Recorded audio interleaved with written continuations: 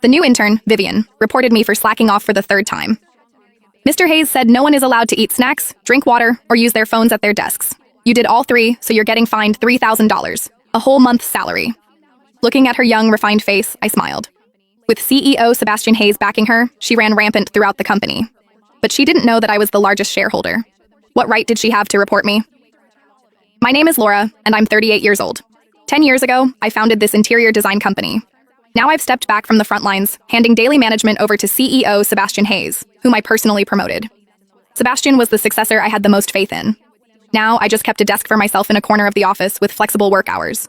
My colleagues only thought I was some powerless old-timer. Until half a month ago, when Vivian appeared. She was personally escorted into the design department by Sebastian. This is Vivian, an honors graduate from an Ivy League school. She'll be joining our design department from now on. Everyone, please help her get up to speed. Sebastian's tone was full of admiration. Vivian smiled as she greeted everyone, her gaze sweeping across the entire office. When it finally landed on me, her eyes held scrutiny and contempt. But from her very first day, she didn't act like an intern at all.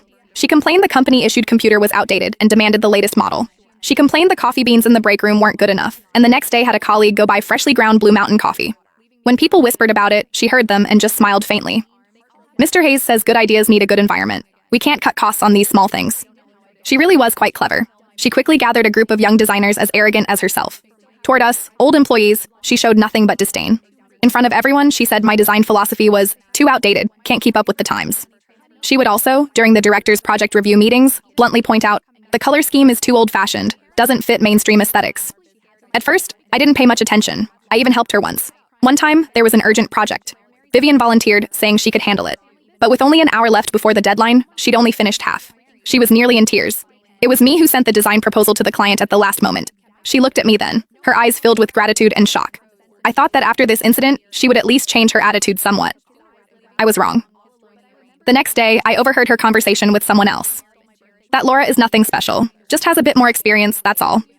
The other person chimed in. Exactly.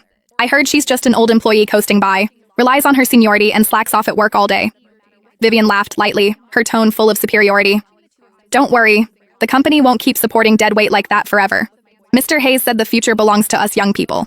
Those who can't keep up with the company's development will be eliminated sooner or later.